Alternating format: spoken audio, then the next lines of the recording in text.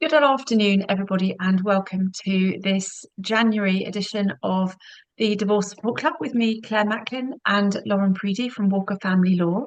Um, I'm a breakup and divorce coach. I work with clients all over the world to help them navigate their way through separation, divorce, breakup, and on into create new and fulfilling lives afterwards. Lauren, would you like to introduce yourself very quickly as well? Yes, thanks, Claire, and welcome everybody. I'm Lauren Preedy. I work for Walker Family Law. I'm a solicitor in the divorce team. I deal with divorce, separation, anything to do with finances and children, and set up the this divorce support club with Claire. And we run the sessions each month with different topics. And just to let you all know that we do record them and we upload them onto a podcast. So there's plenty of resources you can access as well. So welcome, everybody. Brilliant. Thank you, Lauren. Yes, as Lauren was saying, we set the Divorce Support Club up, I think probably 3 years ago now. Mm, So it's been going quite a long time, different topics every month. And our goal really is to give you something in addition to the legal that Walker Family Law provide to help you focus on yourself, to find calm and clarity, to think about areas in which you can take back control, ways in which you can make really good, informed choices. We do sessions to help you communicate more effectively.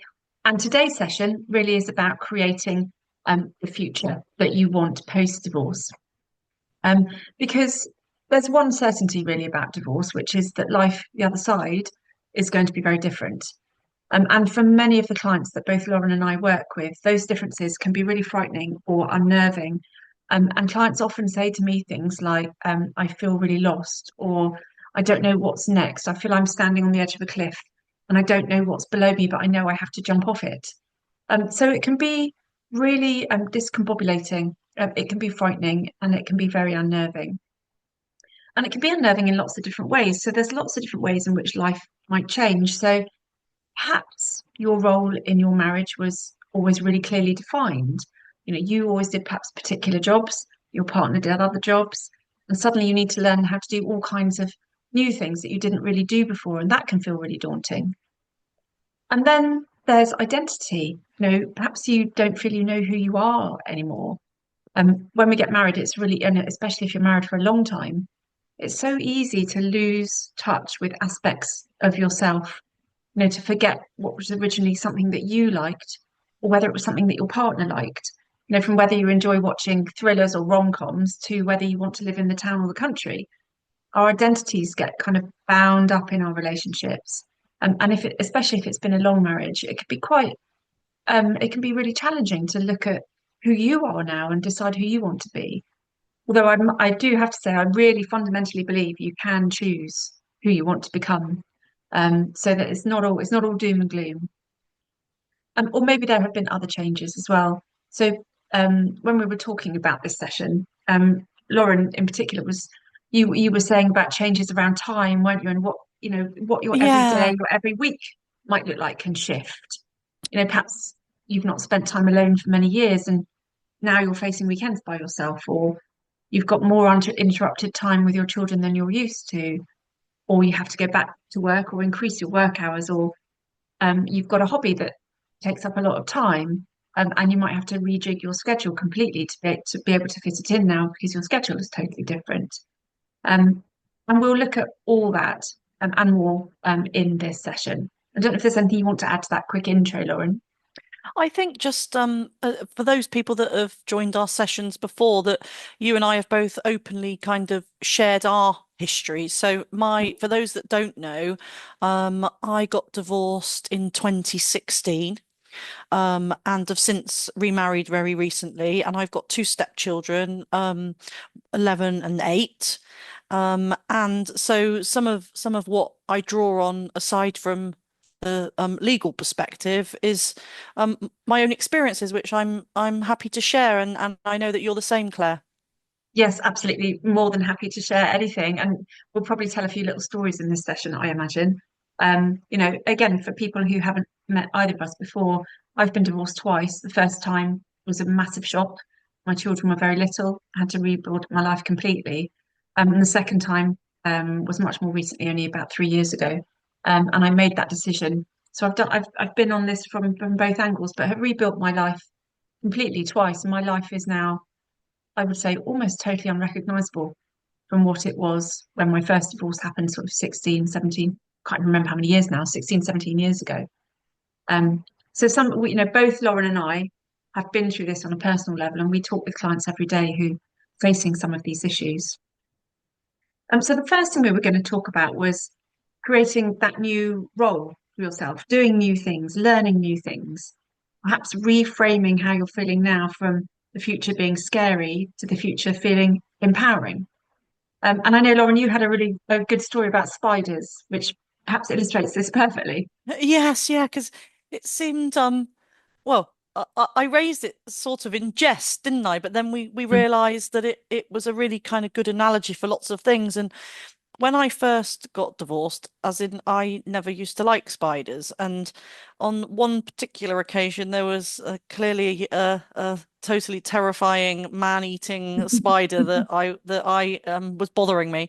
So I ran down the road to get one of my neighbours to come and help me. Since then, I've kind of readjusted, learnt, was living on my own for a number of years, and taught myself to deal with such situations. So whilst that may seem silly to some people, it also applies to lots of other things that you might come across when you're first living on your own and not used to doing things on your own. Yeah, it's a really and it can be a really empowering thing, can't it? Like something that you're scared of. In your case, it was the spiders. Once you overcome it, you realize that actually you've stretched your comfort zone. You can overcome other things Mm. after you've overcome that. And just was thinking about some of the things that I did for the first time post divorce that now are actually things that I quite enjoy. And I know you feel differently about this, but I love mowing the lawn. So one of the first things I had to do after my first husband left was we had a quite big garden, sort of 100 feet of garden. I'd never mowed the lawn before. I didn't know how to use the lawnmower or anything. Um, and I mowed the lawn for the first time and felt really proud of myself. And actually now, I really enjoy mowing the lawn. I enjoy walking up and down quite mindfully, earplugs in, so that don't damage my ears with the motor and stuff. And it's quiet time for me to just think and plod up and down. The only thing I have to do is make straight lines. And even if I don't do that, it doesn't really matter. Um, but there are all sorts of things that when you're on your own feel like a challenge, but once you've done them, they feel really amazing. So they can range from small to big. I remember a client messaging me once to say she was going away to visit her sister abroad and she'd just checked in online. And she'd never done that before. And it sounds small, but it was a massive thing for her. It signified the new freedom that she had. And it might be that these things are big, so it might be that you're learning to manage your own finances for the first time. You're Yeah, and I planning ahead still for I your get dreams. do get clients that have never done internet banking before or Mm, haven't ever set up a direct debit mm, and need assistance and help and well, moral support in a way as well mm. to be able to learn how to do these things and have the confidence to do them. Yeah, I remember working with a client a few years ago who she'd never been in charge of the finances and actually setting up all those direct debits when they were moving across from joint names into her own name was quite a daunting thing at first. We sat down, I remember we sat down and we spent about 20 minutes with a piece of A4. And I just asked her, what other things have you done in the last 6 months that you didn't know you could do before? She came out with all these different things and we wrote them all down. And once she looked at that, she realized that actually she'd done harder things than sort out a load of direct debits. And suddenly it became less daunting. It became easier in her mind. So I would encourage anybody listening who's facing any of these things to look back, make a list of all the things you've already learned to do in the last 6 months that you didn't think you could, and notice how resourceful you are. And you've still got those resources at your fingertips. Something else that you could do, or that I encourage people to do, is take this opportunity perhaps to have a what I'd call a cleanse. So it might be thinking about a new look for yourself. When I first got divorced, I had long hair, it was down to about here. And I went and had it cut into a bob first of all, and then I had it cut short. And I'd had it short in my teens. But going to have that haircut felt like acknowledging that I was becoming a different person, quite symbolically. Um, or alternatively, go through your home, sort out your possessions into various piles. You could have a keep pile, a sell pile, a charity shop pile, and a chuck out pile. It's an opportunity perhaps to get rid of anything that's got emotional attachments to it. Um, the marital bed in particular is something that I always advise my clients to, if they can afford to, get rid of.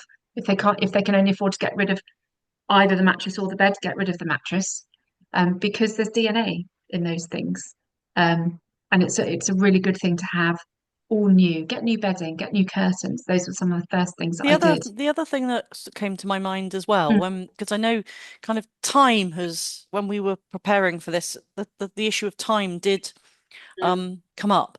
And I'll share another kind of example of um again of not of using time to your advantage, if I can, I suppose, put it like that, and to not feel rushed into doing anything. So I chucked away a load of cards into the recycling bin, mm, and luckily, before the recycling came, I thought to myself, actually, I don't want to throw those away at the moment. So I dug them back out again. mm, They are long gone now, but at the time I just wasn't quite ready to do that. So, yes. So there's um, another box, isn't there? You could have mm, a box for things I'm not sure what to do about yet, yes, and I yeah. will come back to you later.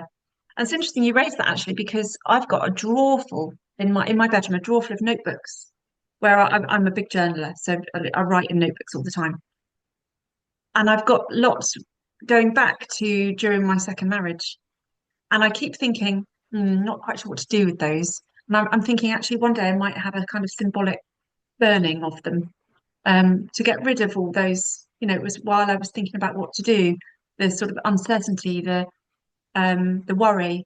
So I might do that with them, but I haven't been ready to do it yet. So it's No, interesting you say no. that.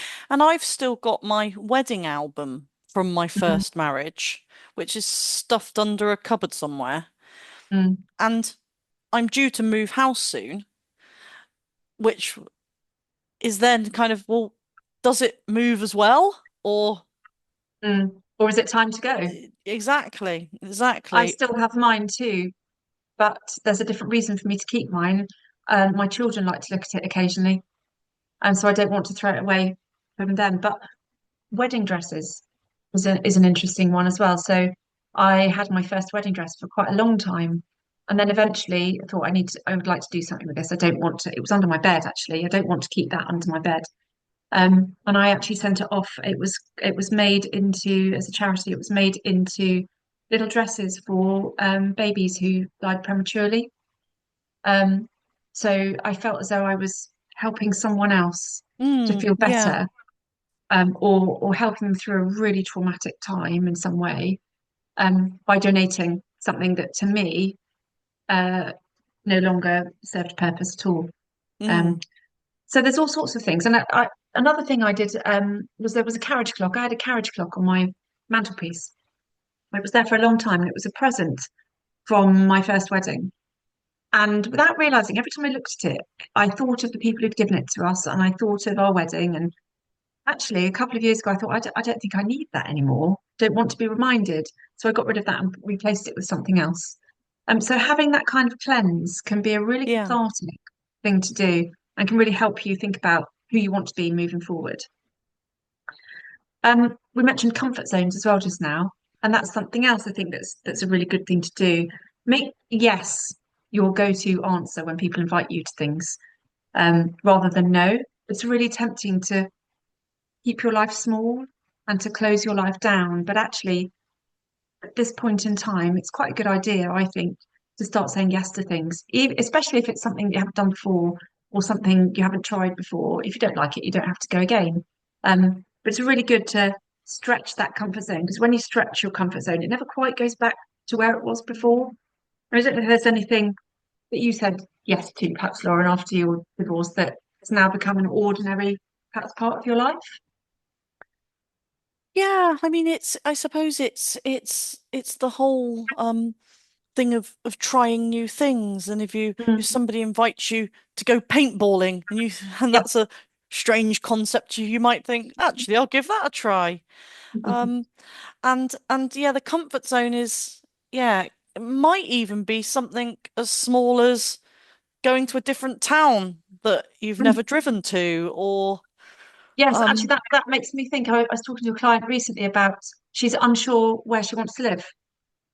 So we talked about areas and what kind of things she would like to have in the area surrounding her, and what kind of town she'd like to live in, and all those things. And so what she's doing between now and next time we meet is driving around some of those places that came to mind that might be places she might like to live. And she's going to go and try out the coffee shops and have a look in the library and see what the supermarkets are like and all of those things. Sort of see what it feels like to be there. Try it on for size, I mhm, suppose. yeah. And moving on from there, it leads us into kind of the identity issues. And, the big question is, who am I now as a single person? Who am I and what do I want my life to look like? So there's an opportunity, I think, here to recalibrate not just your relationship with yourself, but your relationships with all the other people perhaps in your life. And I always advise my clients to spend some time really thinking about people that surround them. So, ask yourself questions like, who really showed up for me through this process? Who are my radiator friends? Those friends who help you to feel really good. How can I spend more time with those people? Who are the drains? Who are the energy vampires? And how can I minimize the time that I need to spend with those people? It's also worth having a look at what new people have come into your life, because my experience when I went through my divorce was that new people popped up in places that I wasn't necessarily expecting them to. So, who are the new people that have come into your life that you want to keep there and that you'd like to spend more time with? And also, are there any people from way back, perhaps, that you'd like to reconnect with? Since my second divorce, I've reconnected hugely with my university crowd, which has been really lovely. Um, you know, so your friendship groups aren't static; they may have changed as well, and it's really worth sort of recalibrating where you are with those things. And I know you mentioned um, a couple of friendships that you'd shifted and changed when we Yeah, spoke. and some of them I think, and again, it's can be family as well, that are family, that cousins, for instance, that are on the other side. As to, do people's loyalties lie in a certain place, or if it was an amicable breakup, are you still in touch with those people, and do you want to be? And what Mm, happens at events if there's children there and birthday parties and things? But for me, there was a group of friends that really were started off as being my ex-husband's friends, and they remained my friends for some time, but it's kind of slowly petered out over the years. And that made me feel really strange at mhm, times, and a bit sad, and a kind of a bit like, well, do I still send a birthday card or not? And so even all those years now since being divorced, it can still throw up those challenging emotions. mm, So, yes. and again, it's the time issue. Everybody's different, and to not put those time pressures on things, I think, would be my message about that. Yes, things do change, don't they? And how you feel now might be different to how you're going to feel in Mm, 6 months or 12 months. And relationships shift and change as well. I've remained really friendly with my first ex-husband's family, for example, which some people find quite strange in a way. But the way I always saw it was, we were getting divorced, but I had had a really close relationship, particularly with his sister, for quite a long time. And so we are still good friends. And I mean, she lives in Australia, so we don't see each other very often. But if I ever go there, I go and stay with her and I go and visit her. So the way I see it is we're all people. We're all just people, and we need to look at our relationships as just people. But those relationships can be quite tricky and quite difficult depending on the dynamics between them. But yeah, mm. like you say, things can change, and um, take your time to think about those relationships and how they might work for you.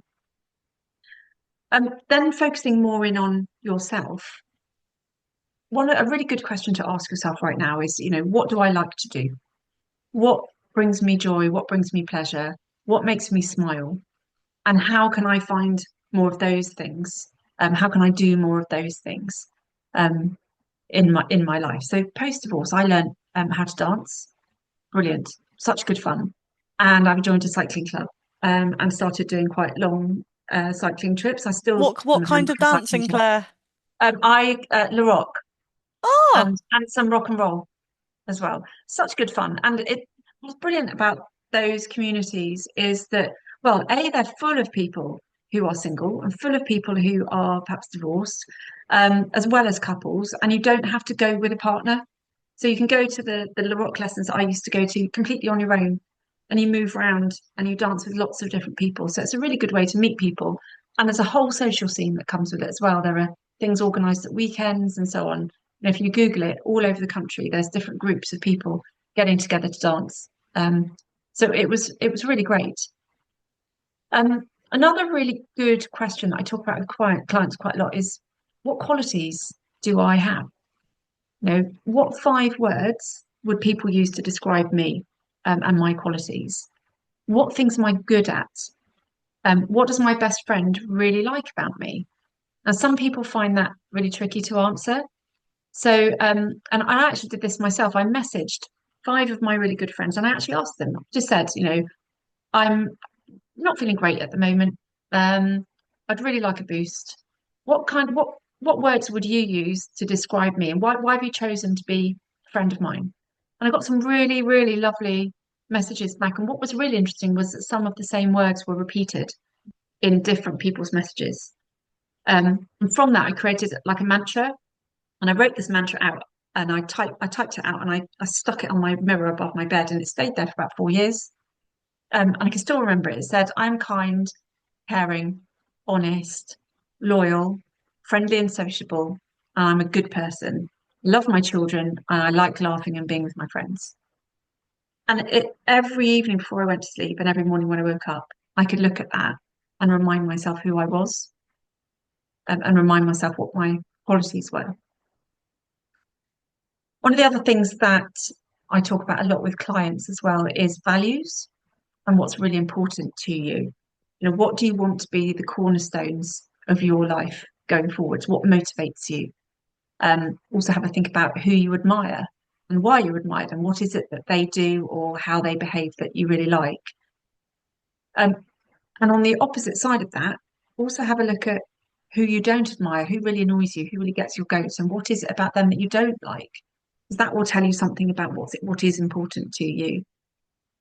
Um, Also worth, I think, looking back and thinking about your relationship within the marriage and what you perhaps may have sacrificed in that marriage. And where were there sacrifices you made that weren't compromises anymore?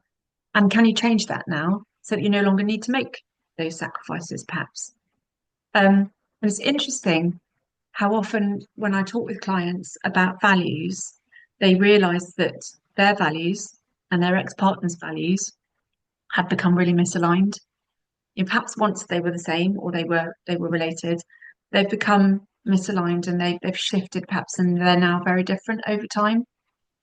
Um, and once you know what your values are, you can really use them to make decisions. Um, so I don't know if you've ever thought about your values, Lauren, but my top 3 are things like freedom, exploration, integrity. And so whenever I'm making a decision in my life, I think, okay, is that going to tie me down, or is it going to allow me freedom? Is that going to enable me to explore more, or is it going to close my world in? Um, and does this decision sit well with my intuition, my integrity? Does it feel right?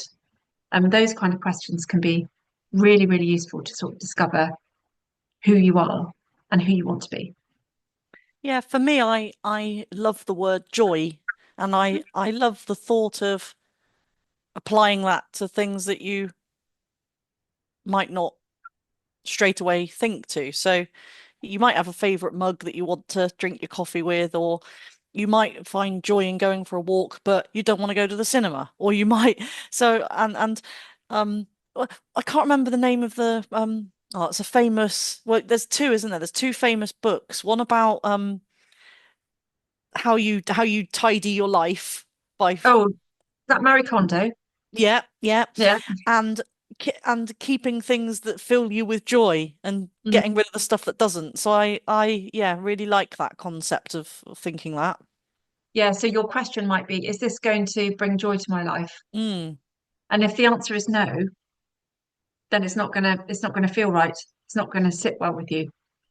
So I think that, that's a really valuable question to be able to ask yourself. Think about your values and then ask yourself whether any decision, it can be small or big, can't it? Like you said, it might be, do I want to go to the cinema or do I want to go for a walk on the beach? What's going to give me the most joy? Or it could be about a career change. mm. It could be about Although anything. sadly, if you've got children that you have to go and stand on the side of a football pitch on a Saturday morning, you probably haven't got much choice.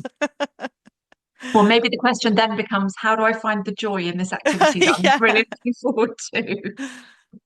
And the joy might come from watching their faces or hearing them Yeah. talk about it afterwards, that kind of thing. Or alternatively, maybe you just need some really warm boots and then it will be better. Yeah. Um, so that leads me on again to something slightly different, which is the concept of the divorce bucket list and thinking about things that you've perhaps always wanted to do, perhaps places you've always wanted to go, perhaps places you've always wanted to go and your ex wasn't particularly keen on, or something that perhaps that you used to love doing and you'd stopped doing, perhaps because you didn't have time, or perhaps because it just, there was nobody around you that wanted to do it with you. Um, have a think about questions like that. What perhaps did you always dream of doing when you were in your 20s that now you've got the opportunity to perhaps do? And I remember same client who went on holiday and checked in online. Um, she had always wanted to go to Spain and walk the Camino de Santiago. And she decided that she was in her 60s by the time we were working together. She decided that once she retired, she was going to do that and she was going to take what she called her gap year. She hadn't had a gap year, they didn't really exist, when she left school. She decided she was going to have her gap year at 63 and she was going to walk the Camino de Santiago and she was going to do all kinds of exciting stuff. And she ended up actually setting up a charity working in Ghana, providing palliative care. So, you know, the world is sometimes your oyster when you ask yourself Mhm. questions like this. Another really And good it, one is if I could do anything and I knew I couldn't fail, what would I do? That can open yeah. up all sorts. And sorry, I interrupted you there, Lauren. No, I was only just going to go off on a slight tangent because today's not a topic where we're touching much on legal process. Sometimes, of course, the topics lead itself to talking more about that. But one of the things that I will mention is that in any kind of situation where things are changing like this, there's inevitably going to be the question of money, finances, and things like that to think about. And sometimes it's helpful to think about all these things in the context of the financial settlement if you're in that position, and also about affordability and where your priorities lie. And as part of the work that I do when people are separating, is that all comes into it with a kind of analysis of needs, what's affordable, what things fall into the category of it being a luxury. Mm, And there can be some quite complex issues there, depending on how old you are, to do with um, working, to do with maintenance for children, maintenance for spouses, and also retirement issues. And of course, depending on how old you are, you may already be retired, you may be close to retiring. There's different financial issues to look at, and also different a different thought process than if you're in full-time mm. employment, for instance. So I just thought that would be useful to mention. Yes, no, really useful. And it's something that I talk about with clients quite a lot is kind of creating this team around you, not just to help you through the separation and divorce, but also to help you plan what life looks like afterwards. So, we provide the legal, the emotional, but there's also that financial part in this. And so I often help my clients choose a financial planner, for example. And at this point in your life, when you're coming out of a process like divorce, having a financial planner on your team who can talk to you about what you want your money to do for you, how you want to live, what kind of purpose you want your money to have, can be really, really helpful because it may change a the settlement that how your settlement is sorted and how how your assets are divided, but it can also really provide you with a kind of a springboard, into the future, and a future that is deliberately planned rather than Mm. kind of accidental. Yeah, and also it also, and we've talked about the boundaries and relationships with kind of friends and family and the opinions that we're all given, and it might be that you have a very different opinion about something to somebody else, and you're entitled to that opinion. So one example I can think of is I had a client who wanted to have a cleaner, and they'd never been able to have one before because their spouse didn't want them to have one.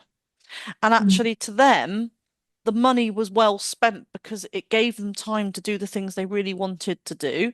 It was affordable to them. Um, and they wanted to sacrifice spending something else elsewhere because the time was more important than the money in that case. Yes. Whereas So some the people would, values there, aren't there? The yeah. time versus money values. Yeah. Whereas people may say, well, oh, don't waste the money on that. But then Mm. you could say that if you don't like going to the cinema, you could say that's a waste of money. We can all say something's a waste of money. And that's where I think the work that you do with people, particularly Claire as well, is that confidence in your own judgment about what you want to do.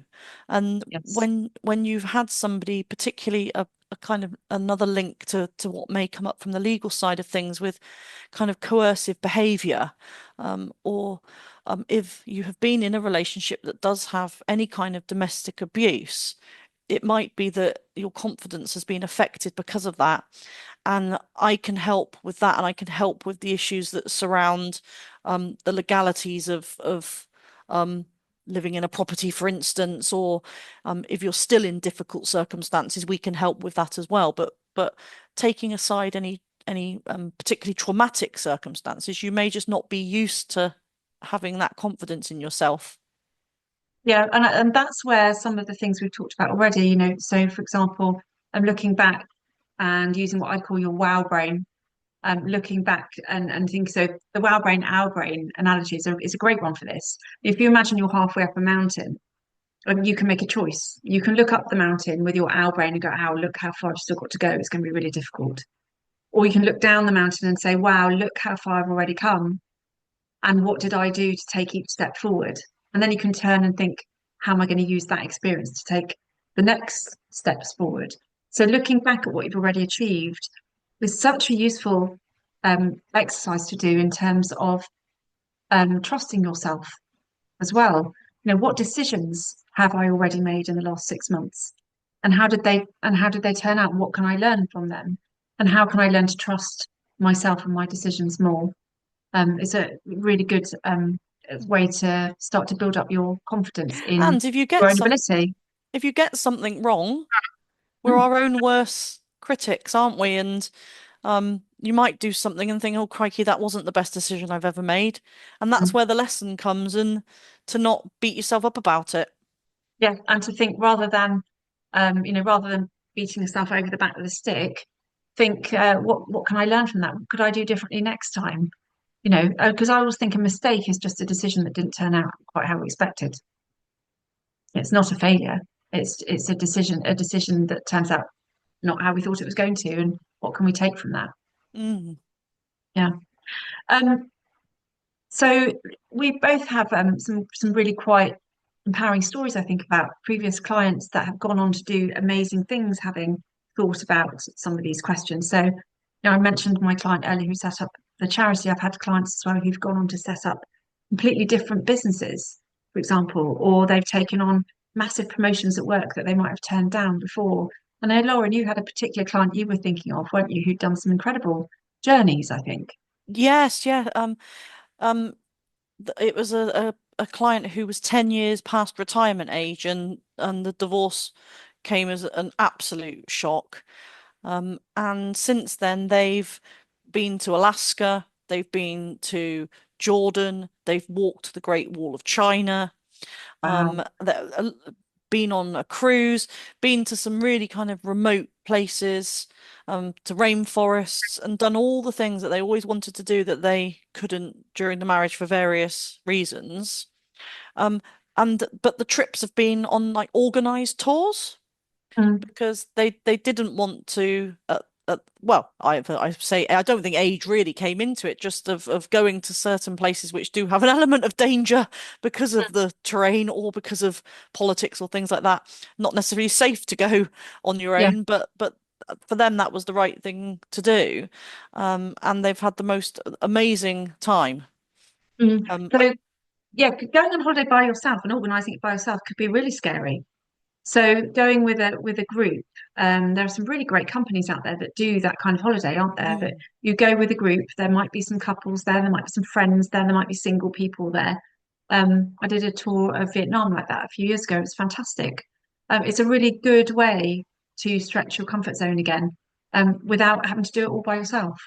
It's a really good stepping stone, perhaps to next time, maybe actually doing it by yourself if you want to. yeah, yeah. Yeah, But not getting lost in the middle of the rainforest at the same time. and hopefully not. It would be a bit scary, wouldn't it?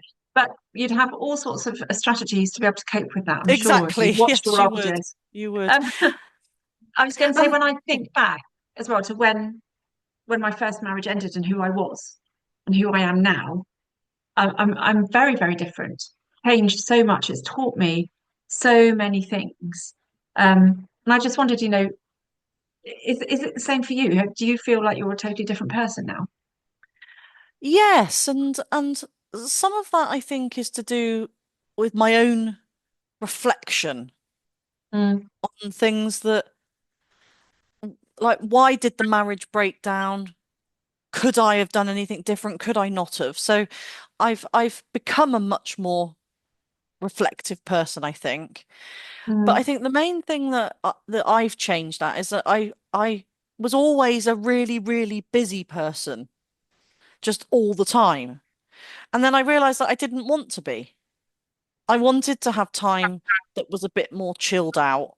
And then I realized that was because I was fitting in things, as we said, that I either didn't necessarily want to do or felt obliged to do, fitting in the things that I wanted to do, trying to fit in with other family, trying to fit in with friends, and just trying to pack everything in to keep everybody else content.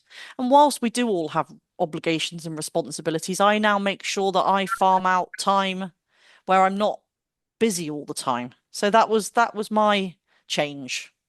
yeah, that's a really interesting change. That when something like this happens, you go through a breakup or a divorce, it almost forces you to reflect Mm, on your own part in what happened and whether you could do something differently next time. And so the learning can be huge. And I mean, we haven't got time to go into it in huge detail here, but if you Google post-traumatic growth, there's a lot of research around how going through something quite traumatic can sometimes lead to really positive developments and growth, after that event is finished. And part of that process is the reflecting part, isn't it? And mm, thinking, how can I learn from this? Maybe yeah. that's a topic for another session. Yeah, and I think that um whilst our audience now are all at different stages of um, going through whatever circumstances they're in. And we even if you're at the same stage as someone else, your obviously circumstances are different.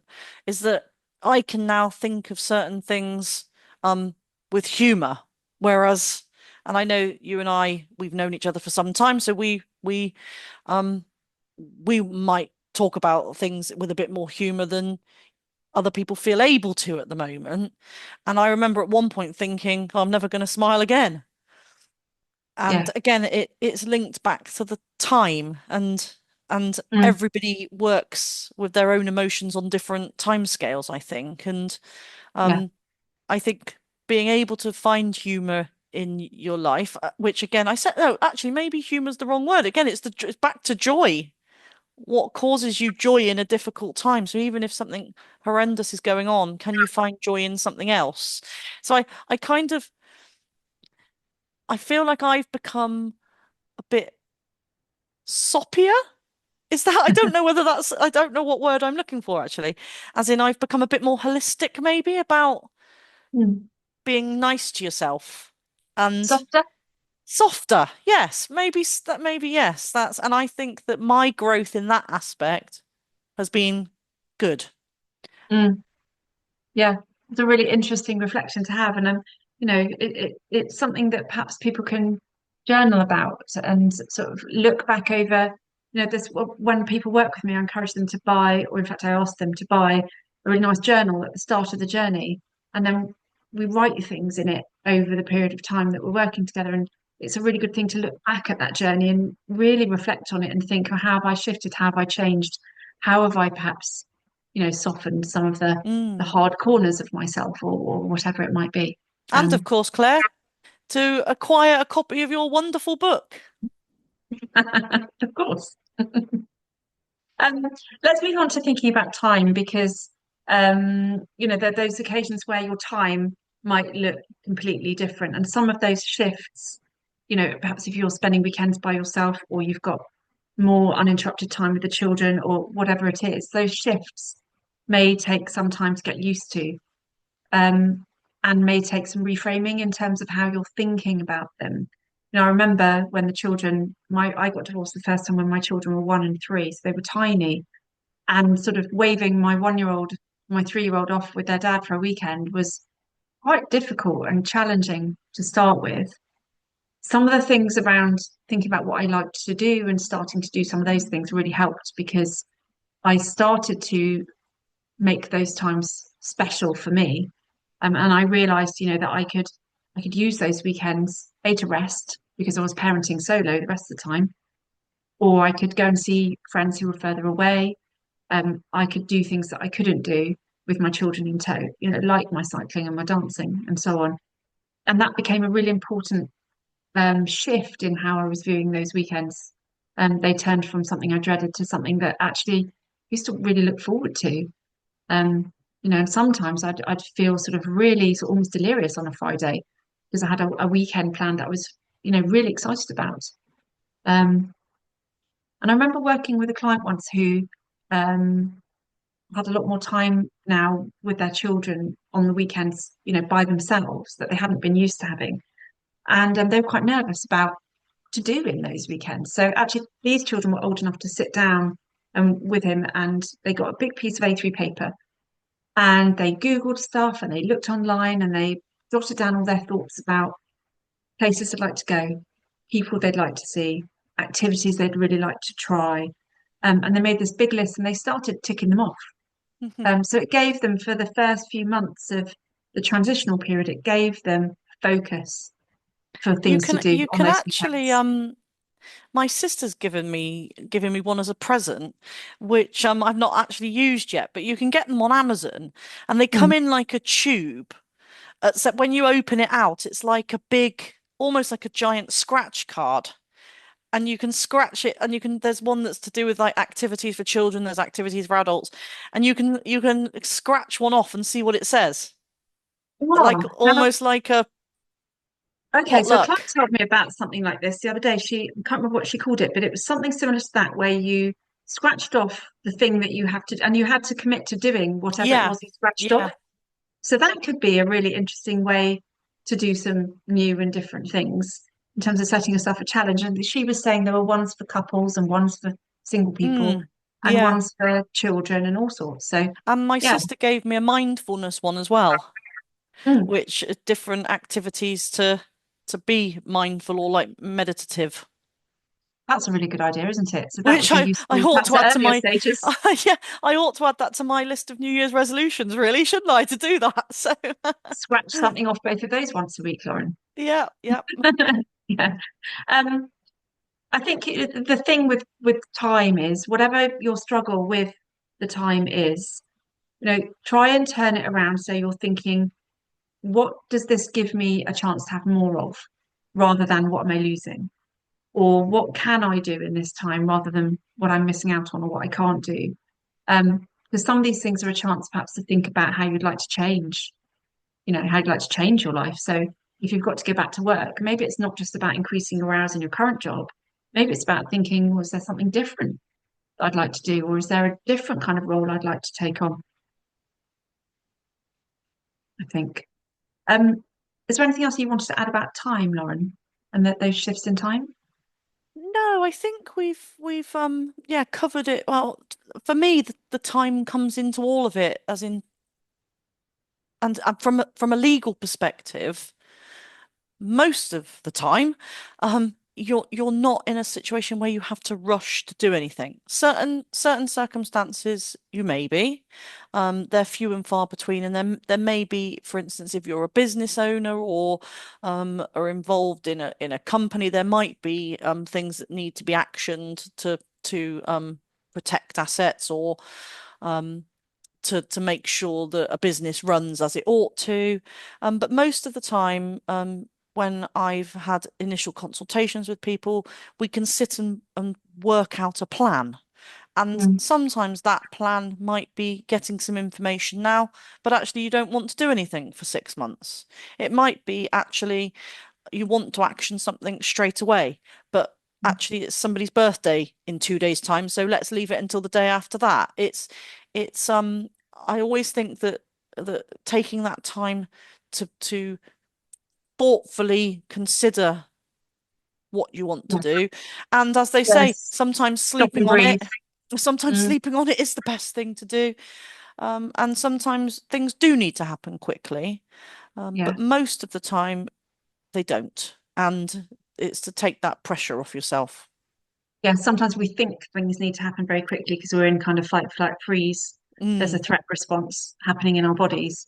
And so if you can really um, breathe through that, box breathing is brilliant. Breathe in for 4, hold it, breathe out for 4, hold it, and go around that cycle to sort of just calm yourself before you respond.